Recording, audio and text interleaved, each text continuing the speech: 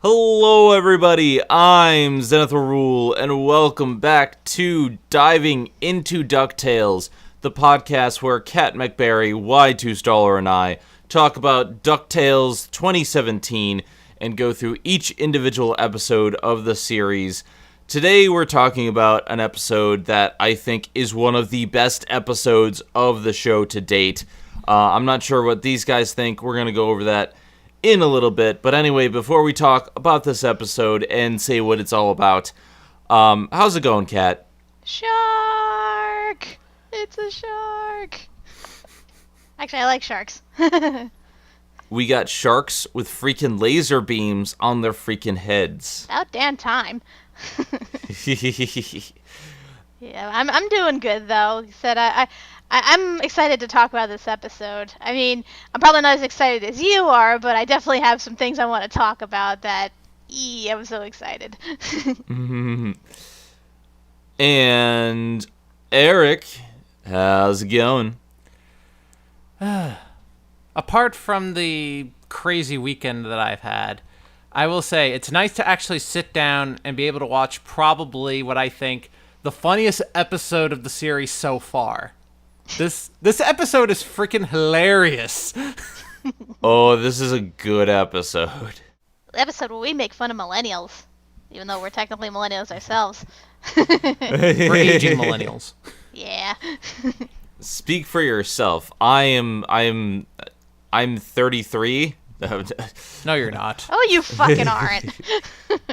I'm from a different generation than you people. I was born old, okay? I'm like 50 on the inside. Fine, go in the corner and eat your prunes then, old man. I'm gonna go in the corner and have a staring contest against somebody else. Okay, I will try not to break your concentration. So, the episode we're talking about today is the Infernal Internship of Mark Beaks. And like Eric said before, I think this is possibly the funniest episode of the show. It's not my favorite episode because I think some of the story episodes were ones where I really was like my attention was glued to the screen, like the whole Magica reveal. But this is possibly the funniest episode of the show because it is more of a side episode with stuff going on, but just the stuff going on in it, it's like it's one of the funniest episodes I've ever seen of this show. This episode revolves around a feud between Glomgold and Scrooge McDuck. And now this isn't the entirety of the episode, but this is kind of the framing device of the episode. We meet up with them in the Billionaires Club, and they have two sides of the room. They have a line dividing the entire room, and they're having a staring contest to open the episode. And this is how we begin. And from this point onward, it's just, it's an explosion of awesome, wouldn't you say? I'm just curious, is the entire Billionaires Club just the two of them on opposite sides of the room just staring? Is that it? They devoted the entire building and staff to just these two, like, having a dick-waving contest? Really? I mean, how many other billionaires do you know of in Duckburg? Yeah, really. Well, by the end of this episode, we have a third one. For a few minutes. Yeah, true. So this is the framing device, and we open up where the nephews are with them in the Billionaires Club, and in walks a new face. And this is an original character created for the DuckTales 2017 show.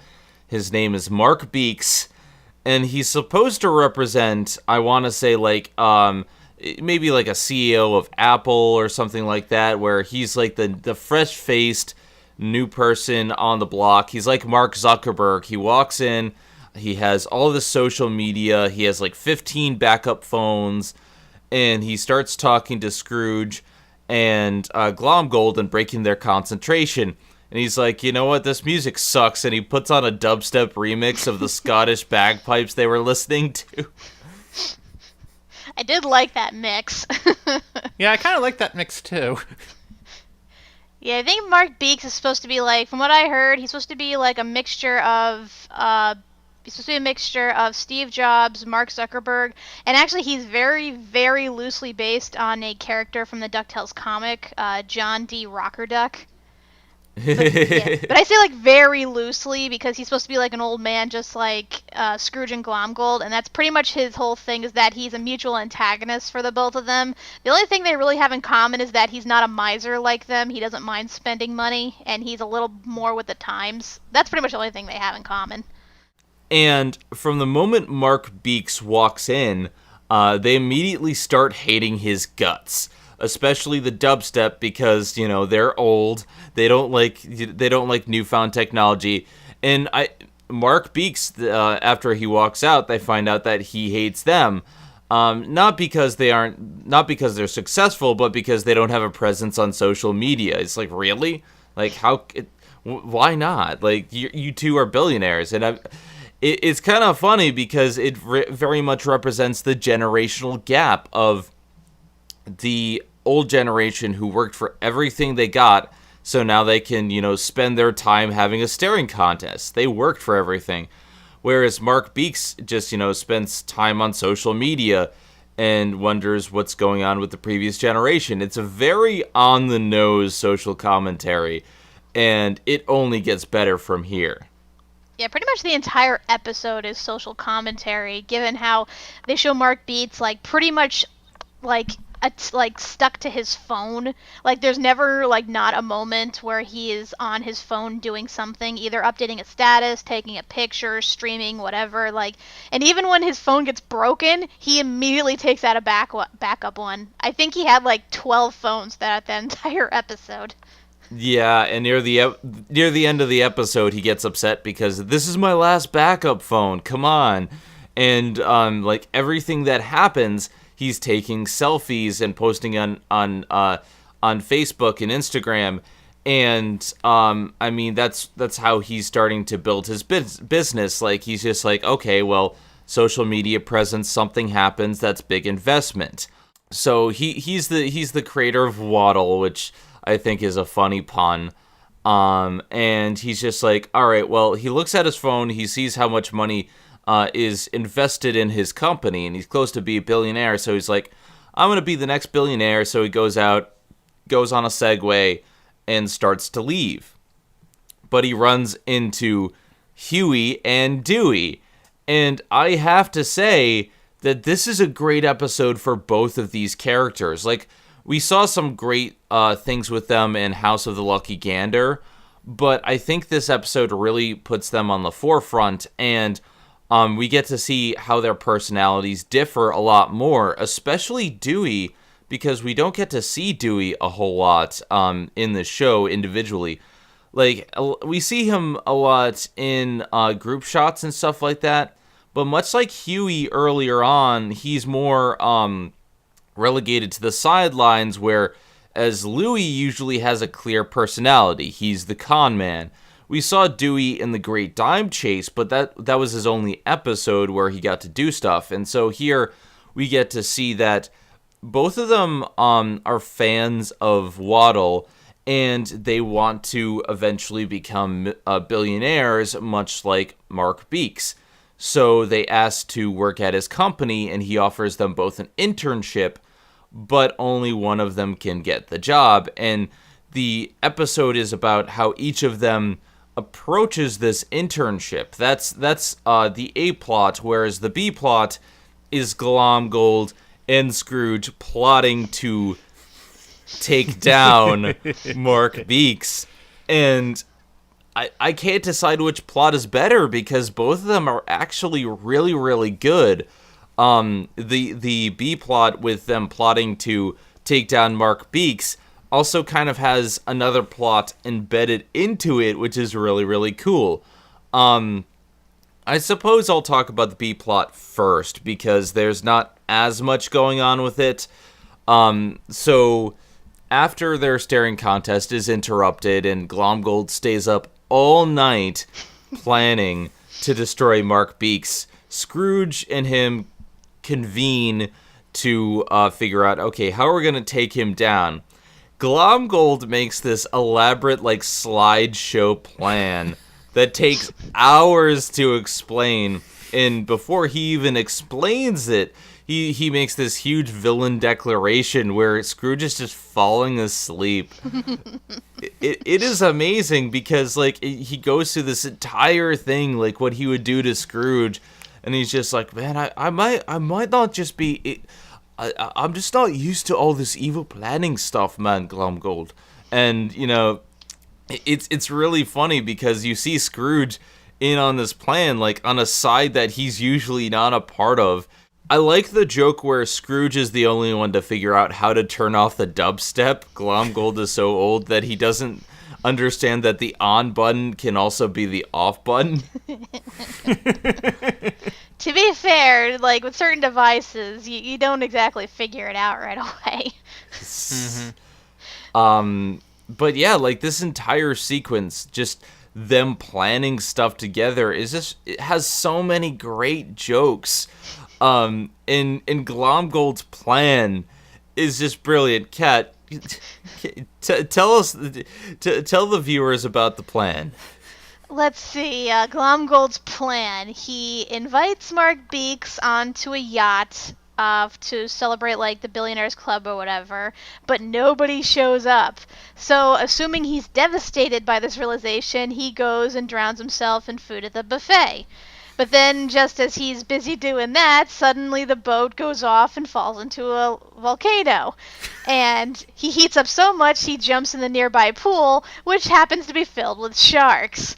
And in his haste to escape from the sharks, he jumps off the boat and into the boiling lava. And then Scrooge and Glomgold dance on the ruins of the stage. And they're watching from a bridge or something like that. Like, there's this huge elaborate plan, and Scrooge just goes, "Well, this seems very expensive for a plan," and I kind of have to agree. Why do you need the sharks? I got a shark guy. Like a buffet for one person. That seems rather elaborate. It's okay. I'll pay for it. We'll use my yacht. It's okay. And it's really interesting to see these two bounce off of each other, because, like, normally, yeah, they're at each other's throats, and it's Glomgold who is making the plans for Scrooge. But now both of them get to see the other side of the coin and get to, like, work together, and it's interesting to see, like, really, like, you don't usually get to see them working together in this capacity, and the entire episode is like this, where you keep cutting to them, like, talking about their plan, and Scrooge is just really not into it, but Glomgold is so passionate, and I'm just like, you know what, I love this so much. Honestly, Glomgold reminds me a lot of the Monarch from Venture Brothers. Because, like, he is such a Saturday morning cartoon villain, like, with his elaborate schemes and his passion for evils. Like, it's hard not to enjoy him.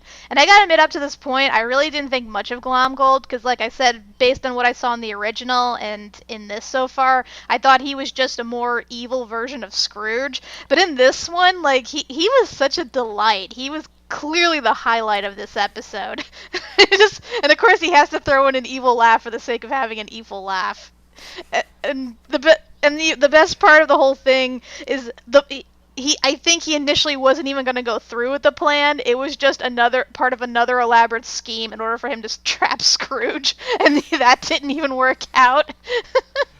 Yeah, there was this whole secondary subplot to the B plot where Scrooge finds another evil plan where he distracts Scrooge with an evil plan so that he can hit him with an axe from a suit of armor. And Scrooge escapes. He's just like, "How long have you been planning this?" And Glomgold says, "About 6 months." 6 months. I just love it. All that in the hopes that he happens to stand in the exact spot that an axe falls down. The best part is that between them, like, you have Scrooge pointing out every single flaw in his plan, and Glomgold having an immediate answer for every single flaw, except for the very last detail. It was like watching a Yep. live thing of CinemaSins. It was so great. This was fantastic. I especially love when he's just like he's like no, stay in that exact spot, and he just moves, and he's like, come on. And after all of this effort, Glomgold just like, you know what, go for broke. So you see him at the end of the episode, dressed in disguise, going to Mark Beaks, inviting him to a party on a yacht. And then he takes off a fake mustache, puts on a beard, and so we see that the beard that he wears the entire show is fake. That made me laugh hardest the entire episode. The fact that he was wearing an obviously fake mustache and swaps it out for an obviously fake beard. And I'm like, wait, so that wasn't his real beard? Of course, it's part of his plan to be the most Scottish duck in the world. It's all part of my elaborate plan to take over the show. You see, first I take this fake beard, and then I have this fake mustache, and then I become the fattest duck in the world, and then I take over the DuckTales podcast. It'll work. Glomgold, get out of here with that shit. Get the sharks. So Eric, what did you think of this B plot? Oh god. The whole idea is to get Mark Beaks on an abandoned yacht, which happens to be sailing into a volcano, and somehow to think that Mark Beaks' first instinct is to jump into a pool that happens to be on the yacht, instead of, getting out of the volcano. Wouldn't it burn the yacht first before he had time to get into the pool? I'm sure Glomgold made it fireproof or some bullshit like that. Why the sharks? I have a shark guy. I just love Scrooge's reaction to the whole thing, like, afterwards when he learns how needlessly elaborate it was, like, just to trap him. And he's like, oh, look at me, like, spending all my time and energy on somebody I hate. What am I, you? I'm just gonna beat you both by being a better billionaire. I love this B plot so much. Like, seriously, I was laughing like crazy throughout the entire episode. Especially at this point, because I'm just like, this is such great satire of the original show. Like, they reference a lot of past details and a lot of past things, and I'm just like, this is fantastic. Yeah, I definitely agree. Like I said, I'm really glad that they gave Glomgold like such great material to work with and such passion in terms of his evil. Like, because it could have been so easy to make him stereotypical, but they did it in a way that was just so enjoyable. So, so like points to Glomgold in this episode. Yeah, Glomgold is simply the best character in this episode, and I'm so glad that they went through with this, because it's just so great to see them out-Scottish each other. So now let's talk about the A-plot. The A-plot, like I said before, was basically Huey and Dewey competing for an internship over at Mark Beaks, and we see that the whole company that Mark Beaks sets up over at Waddle is completely progressive, and so they, instead of stairs, they have slides, and they have like free snow cones for everyone, and the counters are made of candy and stuff like that. And I'm just like, some of these ideas I can see working, but some of these are needlessly progressive. But that's exactly what society right now is. Everything is so progress for the sake of progress instead of just efficiency.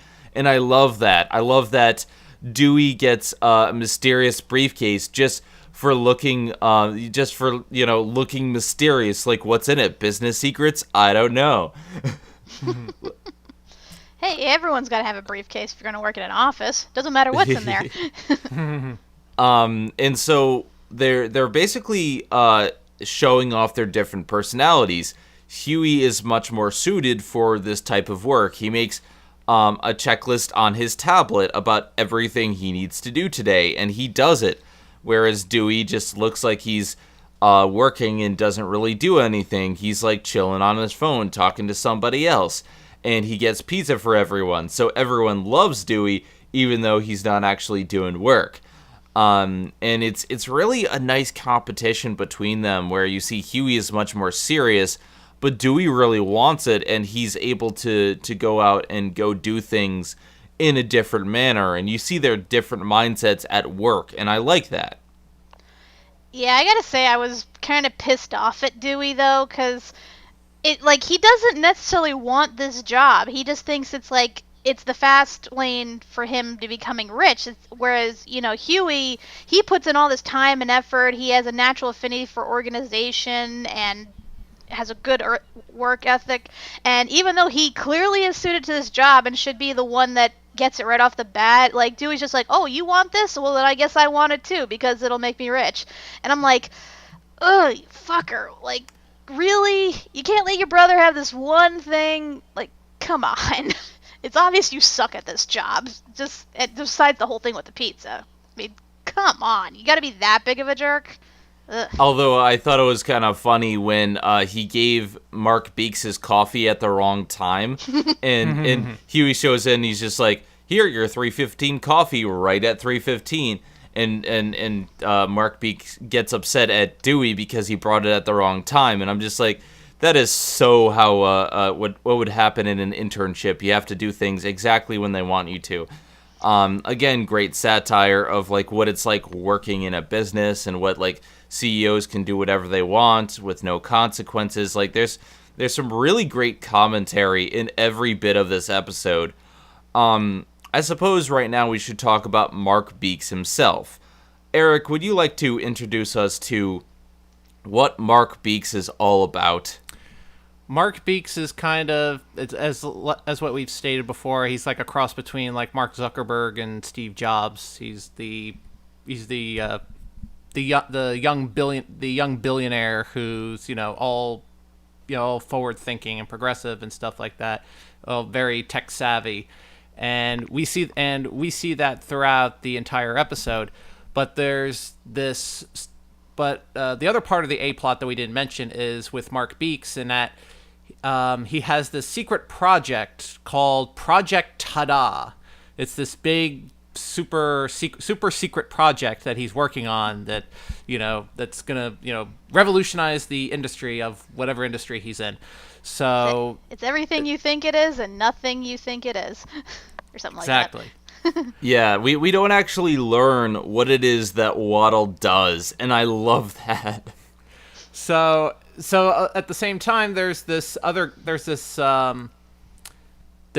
paid corporate hostile businessman who's coming in and is taking Mark Beaks hostage, but Mark Beaks seems to be pretty cool with this. He's just all like, I better let everybody know on social media. I'm gonna take hostage selfies and all this other stuff, and it doesn't faze him whatsoever, because he's like, it's all part of the plan. It's how I stay cool and stuff like that. So this goes on throughout the whole episode, and the guy's getting impatient. He's like, can we please finally see Project Tada? And so they finally goes to the super secret room where Project Tada is, and he opens the door, they go into the room, and there's nothing. Absolutely nothing. Because that was the whole point, because his idea is that it's all about the hype. That it's the hype that's what's important, and that's how I get all my money. They just invest in my company, for the hype, without having to produce anything.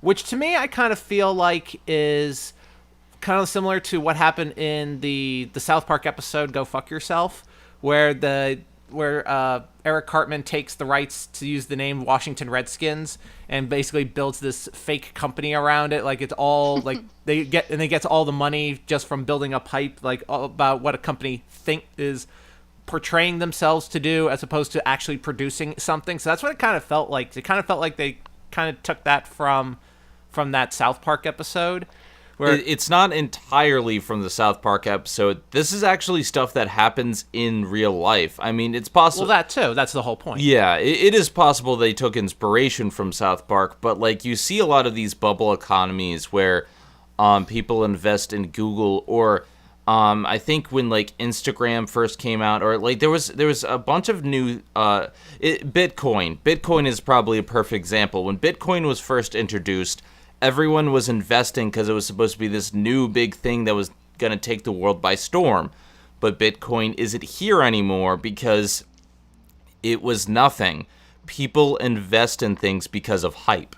Well, Bitcoin, I mean, still around, but the thing with Bitcoin, going off on a side note, is that it's very volatile. Like, the value of it goes up, it goes down, it goes up, it goes down, like, very quickly over a short amount of time. So, I mean, it's still there, but, like, the hype for it has kind of waned down a bit. So that's why, only certain people will invest in Bitcoin. But it does, but, I mean, to take another example, Snapchat. With Snapchat, like, a lot of investors, they've been throwing a lot of money into this thing, and while it has been growing as far as, like, gaining number of users go, it's still not very profitable. It's still losing money, but they don't care. They just keep throwing money into it. And that's another thing to take away from, is that there's investors out there, they're just throwing money away at different things, and they're not getting anything out of it. They say, oh, it's sure in the short term, but it's okay, but in the long run, it's gonna start adding up. And that's what I feel like that I'm afraid of that's going to happen. And you see with Netflix, too, where Netflix, they spend so much money to get their shows and stuff out there marketed. And people invest so much into Netflix. And right now, they're billions of dollars into debt, all because of this idea of the bubble economy, where you have this hype culture, this hype argument that people are going to invest in something because it's the next big thing. It's big. It's so revolutionary. You're going to want to invest in it. But people don't actually take the time to think and stop and wait and see if this is going to be marketable or actually like worthwhile or not. And that's what this entire episode seems to be built on, where Mark Beaks takes this idea of nothing. He has no product. He has no direction for his company, which is why you never see what anyone in this company actually does, which is brilliant. He spends all this stuff on progress and revolution and blah, blah, blah, when really he has nothing. And he gets people to invest even more money by having himself forcibly kidnapped. He's the one who hired the guy to kidnap him and take him hostage and kidnap Project Tada in order to build up hype for this product, because if someone wants to kidnap it and steal the ideas, then it's got to be worth something, and that means he doesn't have to invent anything because it's already been stolen. And that's why he was so nonchalant. Like, it's good satire that he's just nonchalant even when kidnapped, because that, like, in and of itself is good satire, but it's also building up to this reveal that he's the one who paid the kidnapper. And it's like, it's this brilliant plan. I think this entire thing is brilliant because this really happens. Not to this degree, but this really happens. But if I may play devil's advocate, he had to have produced something. I mean, he has a phone. He has the W phone, the Waddle phone, whatever. He has that. He has the digital high five thing, like the hologram high five. So he has to be developing something. Otherwise, he wouldn't have all these millions of dollars. Like, he had to have developed something in order to make money off of it. So it can't be entirely 100% all hype, because you can only go all hype for so long before somebody catches on and realizes, oh, wait, the Emperor has no clothes. So he's probably he's gotten to a point where he may not have to worry about physically developing anything, where he could just make stuff up as he goes. Yeah, especially since, he has a company full of people who he presumably pays, who, have probably been somewhere near his development room. So you think that somebody out of all those people would realize, oh, hey, we're not actually doing anything. We're just, putting on a show. I mean, for some people, that's no big deal. It's like, as long as you give them a paycheck, it's fine. But some people are being like, no, this doesn't feel right. We should probably tell someone about it. Like, you'd have to have a lot of pull in order to keep that many people who come there on a daily basis quiet. And that's like a lot of money right there. And how are you getting all this money if, all you go on is hype? It's not to mention, the fact, I'm pretty certain that the whole company, they must have cameras or something, or like blueprints of the stuff they develop, because he's just hoping that people believe him when he says, oh yeah, the project was stolen and we have to cancel, we're never going to get back. It's like, well, do you have like video footage of the people who stole it? Like, don't you have backup material, like USB ports and stuff like that of what you were working on? It seems a bit fishy, and it's kind of a hole in the whole plan. I'm just saying. And by the way, can I just say how freaking stupid that one agent guy is? Yeah, he's kind of stupid, yeah. Cause he says, cause like he comes in busting down the doors, beating up all the guards and everything. And so I'm thinking, oh shit, maybe he's like, I don't know, like a grunt there to like sent there to kidnap him, or maybe he's like an angry customer, or maybe he's like the guy's new bodyguard. He's just showing off, and he's like, oh no, I'm a professional saboteur. I'm like, do you know what that word means? Like, saboteur means you covertly infiltrate a business or a place that holds a valued good, and you use stealth and subterfuge to try to get said thing and then sneak out without being noticed. That guy does not do any of that in this episode. Not to mention, there's also one major flaw that we haven't discussed. How do you not know that you're being paid by Waddle? I mean, he calls his employer, and the CEO, Mark Beaks, picks up the phone. You get a paycheck from somebody. How do you not, know anything about your employer if you're a master of sabotage? Maybe he only hears like a muffled voice, like one of those like deep voices, like you always scrambled, like you can't tell what they're saying, and the money just gets wired to his like secret Swiss bank account or something, like something along those lines. Like maybe he just doesn't know, like better not, like he doesn't want to know his clients, that kind of thing, like an assassin. So yeah, that's what I was going to say. Like, it's actually quite easy to do that. And in fact, a lot of assassins and people who deal in subterfuge actually do that. This way, there's nothing connecting them to the boss and nothing connecting the boss to the assassin. So it actually is quite common. And, anybody can set up, a foreign Swiss bank account or a ghost account or anything and just, transfer the money. So that part is actually believable and quite easy. Like I said, it's everything else the guy does that doesn't make any fucking sense. I also love the fact that near the end where he just gets fed up and takes the guy up to the roof, and everyone starts fighting. It's like, no, wait. We need to take off these stupid hats. But before they start fighting. And I'm just like, that's quite funny, because the entire time he looks so pissed off that, he has this guy hostage, but he's forced to wear a stupid hat and take a tour of the entire plant simply to keep up appearances. And he reminds me a little bit of, like, have you ever seen Die Hard? Yes. Yes. Well, Hans Gruber in Die Hard, he reminds me a lot of that. A little bit, I suppose. Where, he doesn't want to take any shit from anybody, but he's kind of forced to do it to keep up appearances. I suppose. I keep thinking that one guy he had hostage, the one that had a crush on Holly, and when they bring him into the room to be interrogated, he plays it all cool and smooth and, tells them whatever they want to know in hopes that they'll spare his life. Not realizing the seriousness of the situation. That seems more like Mark Beaks, actually. It's like, It's okay. Let's take a hostage selfie. Even when he's about to be thrown to the ground off of his own building, he starts taking selfies. And I mean, it's just it's kind of a very good social satire. Like, even when people's life are in danger, like, I gotta post this on Instagram. I gotta do this. And granted, he's doing it to raise his business and become a billionaire. And he's fine because there's a high-impact trampoline beneath him. But, yeah, like, there's a lot of great satire here. And it kind of builds up to a nice point where Huey and Dewey make up.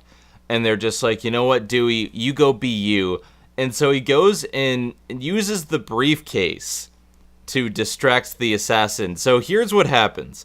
He takes out the briefcase. He's like, well, I don't know. What's in it? Business secrets? You don't know. I don't know. And he plays up the idea of this briefcase. And he says, all right, try the combination 11111. And, like, they're trying to get this briefcase open. And they eventually do by, like, I think they hit the lock or something. And a bunch of money bursts out of it, and it's like, where did you get that briefcase? It's like, oh, I stole it from Glomgold. He would go around leaving briefcase of money and not even remember it. He's that stinking rich. Yeah, it's like something like $20 million in the briefcase just raining down. And I'm just like, you could have just opened the briefcase this entire time if you wanted money. I half expected them to make a Spaceballs joke when they're trying to undo the lock. It's like 1, 2, 3, 4, 5. That's so strange. It's the same number on my luggage. That's what I was thinking the entire time. I'm like, oh my god, like it's got to be some sort of Spaceballs thing going on there. And so the episode ends with Mark Beaks going to the invitation on the yacht. And before that, he freaking throws himself off the roof after his phone. It's like, dude. Yeah. And they're fired from the internship because they know too much. And I'm like, really? You wanted them to guard Project Tada. They saved your life. To be fair, like, it actually is clever how he handled that scenario, because if it were any other, like, Saturday morning cartoon, like, once the good guys learn of the bad guys, like, ultimate evil scheme or his secret project that's fake or whatever, usually it's followed by the line, well, now you know too much, so you have to die. But he doesn't do that in this case. Instead, he's like, oh yeah, by the way, I'm firing you, and if you tell anybody, I'm just going to deny it, and nobody will believe you because I fired you. It's like, okay, that's actually quite logical. So yeah, they may as well just drop it, because there's no point. Although, the clever thing that they do is they take his phone and they say, my face looks like a butt, and post it on social media. And it's like, no, it already has thousands of likes. I can't delete it now. It is funny because the logo for Waddle does look like a butt, and I think it's sort of a play on the Apple logo, because you know how they have the apple with a bite in it? If you inverse the bite, it does look like a butt. And one last thing I got to comment about the idiot saboteur. Like, after he finds out that Mark Beaks played him and, you know, incorporated him as part of this whole scheme and stuff, he possibly made the dumbest decision by trying to kill him. Because I'm like, okay, look, I get you're pissed off that you were lied to. I get you were pissed off that this guy basically dragged you throughout the company all day long, you know, showing off his wealth and whatnot. But it's like, now you know that he basically paid you to do nothing. To just put on a front saying that you were going to steal something, but you didn't. Like, he doesn't even indicate that, you know, he wasn't going to pay him or he was going to set him up to take the fall. He just paid him to put on a show. And yet the guy, for whatever reason, doesn't go with the opportunity to just, you know, make a quick buck, and instead decides to kill him. Like, and he doesn't even sell this to another company. Like, another company would pay thousands of dollars to take down Waddle because of this information. Right? Like, there are so many things he could have done here. He could have done the opportunistic thing, looked at his angles, and been rich either way. But no, he has to play the part of the stereotypical gruff, like, beat 'em up spy type, and he ends up losing because of it. Like, I can't stand this character because I don't even understand why he was there. Like, he's just so stupid in everything that he does. I don't get it. It's like you're a saboteur, but you don't use stealth. You're all pissed off that your employer, who you don't know, fooled you, and it's like, oh, you can get a free buck, but now instead you're gonna kill the guy who's paying you. None of this makes sense. This character does not make sense, and he doesn't even put up much of a fight or an obstacle for anybody. And it even doesn't make sense either, because when he goes to kill him, even the nephews are like, we gotta go save him, right? Should we? It's the right thing to do, right? It's like, no, why don't you kill him? Let him kill him. The guy's obviously an asshat, and you're probably saving his skin by offing him so nobody finds out what he did. Because his investors are going to want to kill him when they find out they invested billions of dollars into a company that has no product. I know, the guy already committed all sorts of, committed all sorts of infractions already. It was an embezzlement, extortion, false products, employment of minors. He has a good list of things you could charge him with. There were so many ways they could have went about this. It's frustrating watching that, because I watched so many spy films and stuff, and just to see a guy this bad at his job, it's infuriating. Mm-hmm. That's probably the only weak part of the episode. I don't think he needed to be there. They could have had the episode play out where they're fighting for the internship, and nobody wins. And he says, okay, well, whoever wins is the one who best handles Project Tada, or something like that. That would make sense, because eventually he would have to fire them anyway. He knows this, so he's probably just playing with them. I think that would make a little bit more sense. But overall, I don't think this episode has that many weak points. Yeah, it doesn't. That thing was extremely annoying. The rest of the episode pretty much makes up for it. It is so enjoyable. I love the satire and everything. So, just those little annoying points, it's just, chalk it up to be being part of the Saturday morning cartoon, satire. That's how I look at it. So everyone, it is time for final thoughts. Eric, what did you think of the Infernal Internship of Mark Beaks? Once again, this is probably the funniest episode of the whole series so far. It just made me laugh. Just between the A plots and the B plots, there was a lot of humor to be had. I like how this is actually, for the most part, this is really a Dewey episode, because we haven't really gotten a lot of character development for Dewey in the last couple of episodes. I mean, the only thing Dewey really did was back with the Great Dime Chase, where he was just figuring out, with the mystery of Della Duck and, going through the archives. But outside of that, we haven't seen Dewey do a whole lot, and this is an episode where we actually get to see some character development for Dewey, where he's trying so hard, where he's trying to, fake it till he makes it kind of thing. So it's all right, so it adds another layer to his character, because for the last couple episodes, we've had a lot of stuff with Huey, we've had a lot of stuff with Louie, but not so much with Dewey. So now we actually got Dewey a chance to do something. Hopefully we'll see a little bit more of that as the series progresses. But it's nice to actually, give a little, to give someone something to do who hasn't done anything in a while. But and once again, the whole thing with Glomgold and Scrooge, just from the beginning stare, it's just just gag after gag after gag, and this over elaborate scheme. It is just so over the top and hilarious, and I love it when shows do that. Just dives in and just goes crazy with it. I love it. And Kat, what are your final thoughts on this episode? It's not exactly my favorite episode. I do admit Mark Beats got rather grating at time with the overabundance of, pop culture and all the references to like the millennial tech age and everything. Like I get it, but sometimes it was a bit much.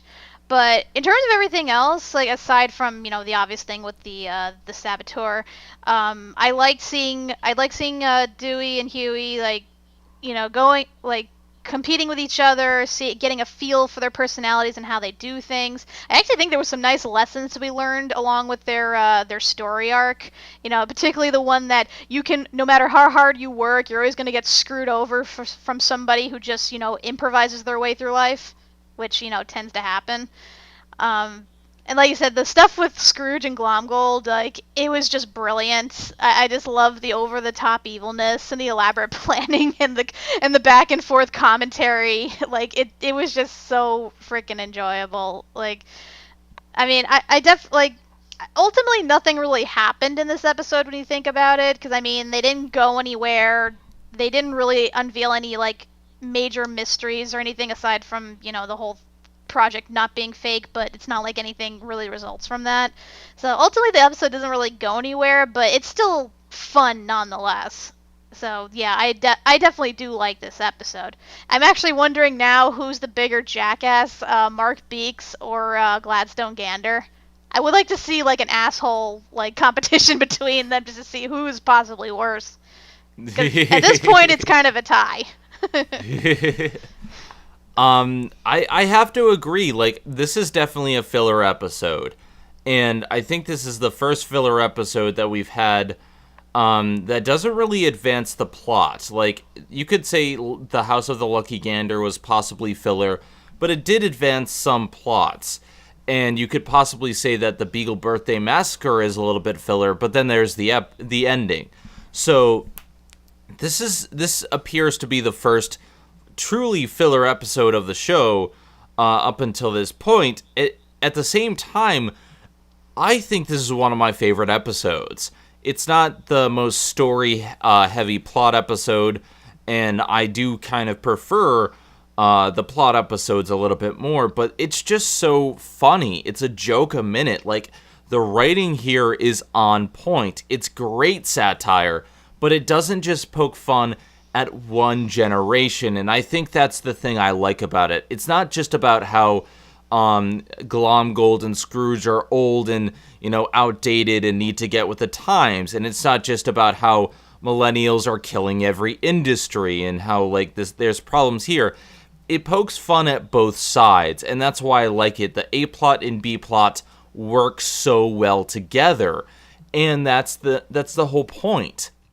Yeah, when you think about it, like, it's the juxtaposed between Glomgold and Mark Beaks that really makes the episode, because seeing the different way they act in their villainy and how they carry things out, whereas Glomgold, is into putting all this hard work into this long, elaborate plan that ultimately doesn't work, while Mark Beaks, like, subtly sets everything up to go a certain way and doesn't reveal anything till the end, and somehow it ends up working. I do kind of like that in this episode. It shows both the strength and weaknesses of both generations in terms of how they carry out certain plans. Yeah, it's very much a good satire, because if you look at the real world, there's a lot of things nowadays where you can go into it with the mindset that Glomgold and Scrooge have, like, lots of hard work paying off, but as I've seen a lot, you can put as much effort into a job as possible and still lose that job to somebody who's ultimately skating through life. And that's happened to me recently. Thankfully, I have my new job because I worked really hard and I have experience, but, like, things happen. But at the same time, there are problems with faking it till you make it, because you start to hurt the economy, and there's long-term disadvantages to this. But at the same time, I can agree with a lot of the progress that Mark Beaks is making. But progress for the sake of progress isn't good. And so there's a lot of really good back and forth in this episode. It really gets it. It really does get it. And it's just like, it's not just about, hey, Glomgold is old and outdated. He really has some good ideas, even though they're silly and ridiculous. And same thing with Mark Beaks. He has some great ideas, even though his ultimate plan is kind of stupid.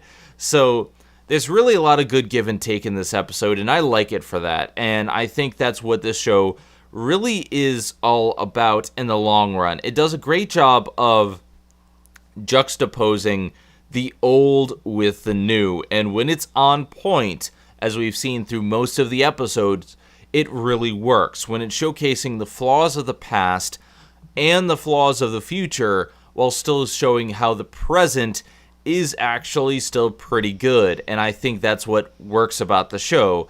It didn't quite work in Terra of the Terraformians because I don't think it updated enough. But overall, this episode is one of my favorites because of what it does with these jokes, with this plot. And just because they have sharks with freaking laser beams on their freaking heads. I will add one last thing before we finish up, though. Something like that would kind of confused me, and I'm wondering where they're going to go with this.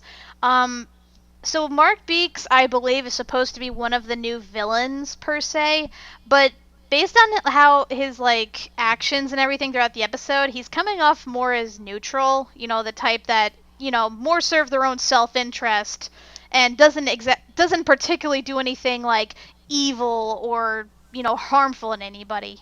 It's just, you know, he's basically a dick that does a few illegal things. And I'm just wondering where they intend to go with this, because he's featured in the opening, like, twice. So, you know, I don't know, like, I'm pretty certain he's going to show up again. I'm just wondering if, you know, he's going to be a full-on antagonist or an occasional annoyance or what. That's the only thing that confuses me here.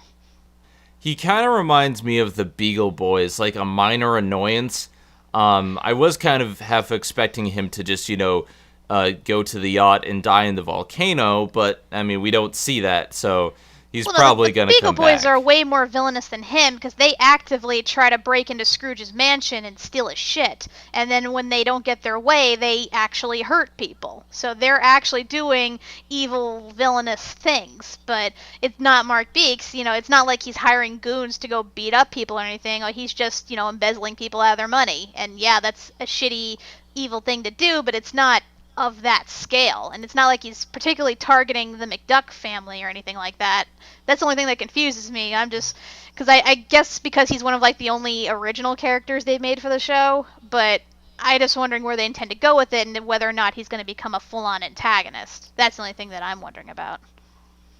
Maybe after this appearance, he's going to want revenge. Like, it's possible that after this entire plot thread, he's going to vow revenge on the McDucks because they sunk his company or something like that. Or go ahead. I was gonna say, or he teams up with what's his name? The Blatherskites guy. Gizmo, not Gizmo. I know who you're talking about. Gyro. Yeah, teams up with Gyro because Gyro's trying to build the invention. And Mark Beaks has the capital, so the two of them, like, team up and they build this crazy, like, evil robot kind of thing, and they team up and they, you know, try to destroy Duckburg or something like that. I can see that happening. I just, right now the motivations seem really flimsy because they didn't really do anything to him. In fact, they saved his life. The only annoyance they really caused him was, you know, they updated his Facebook status without his permission. And that's really nothing. But to him, that's the most evil thing of all. Don't you understand? My face does not look like a butt! So yeah, I'm really interested to see where this goes from here, because for right now, a lot of the major story plot points haven't really appeared yet. We've had a lot of really good adventure episodes and comedy episodes, and things have been really picking up. I'm just wondering if any of these three plot points that are, like, kind of flickering around in the background are gonna come back, or if they're gonna be after the season break. I don't know, but right now I'm on board, because while there was a little bit of a dip with Terra of the Terraformians, the last two episodes have been great, this one especially, and it's all to do with the writing. It's all to do with the humor. It's all to do with how this show presents itself. And I'm looking forward to a lot more. So thus far, out of the episodes we've covered, only one episode was weak. And that to me is the mark of a show that I think is worth investing your time into, because every show has bad episodes, every show has weak episodes. It's gonna happen, especially when you have to write an entire series. You're gonna have an episode that's just not going to be good. I mean, just look at all the Spike episodes of My Little Pony. But I think overall this show is still really good so far. And I'm looking forward to next week. Yeah, me too. I didn't see what the upcoming episode is, but like I said, as long as it's better than Terror of the Terraformians, that's all I care about. I think it's The Mummies of Toth Ra was the next episode in the lineup. Yes. Ooh, finally, we're gonna leave Duckburg. We've only done that, twice so far in all the episodes we watched? Yay, adventure episode. Yay, adventure, ho! It is now adventure time. I'm really hoping... I think they're gonna put that next because it's a Halloween episode, so that's gonna be interesting. I wonder if they're gonna air the Christmas episode, like the Huey episode, in December, or are they going to wait for Christmas? I'm not quite sure about the airing of that episode. I think that's why they changed the whole lineup, because apparently Huey's episode takes place during snow, and snow equals Christmas, so that's why they changed the whole lineup for that stupid reason. So, I mean, we have our Halloween episode. I'm not sure if it's going to be right away, but I will say one thing.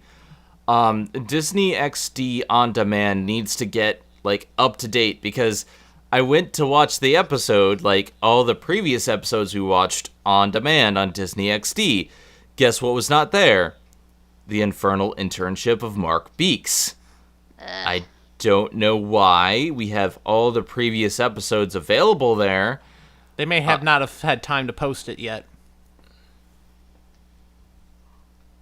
It's possible. I said they may not have had time to post it yet. Sometimes that happens with on-demand stuff. There's a slight delay. It's not usually it's by the next day, but sometimes usually it's by the next day, but sometimes they don't do it right away. Sometimes it might be a day later after that. So it happens. Okay, because I was trying to watch it yesterday. So maybe it could be delayed. I don't know. So I had to watch it elsewhere, but I'm hoping that we figure out what's going on with the Huey episode later. If not, we might have a little bit of a break in between episodes because of the way the show is being aired. With that being said, I'm looking forward to the next episode, and we will see what happens in the future. I am Zenith will Rule. I'm Kat Macberrie. I'm Eric Y2 Staller. And we are here to tell you one important thing. You cannot fake it till you make it. You can't. Speak for yourself. Unless you have a yacht filled with sharks. Dun dun dun dun dun dun. GTFN, ta-ta for now. Now I have to have an elaborate plan to destroy both of these people. Good luck. Yeah. I heard that. Hey, this is Megami33. Thank you for watching Zenith Will Review. Don't forget to like, comment, and subscribe for more awesome videos. If you like what you see, check out the Patreon page at patreon.com/ZenithWillReview. And before we begin, I just have to ask you guys one very important question. When is the next History of Duck piece? I told you when I feel like it. God. It's never happening. Duck piece is done. We're moving on to a new show. It's going to be History of Disney Ducks. Not with that attitude. I'm just going to form my own podcast with blackjack and hookers. In fact, forget the blackjack. It's gonna be duck hookers. In fact, screw the whole thing. Duck hookers, woohoo. Duck tits. Woo! Oh God.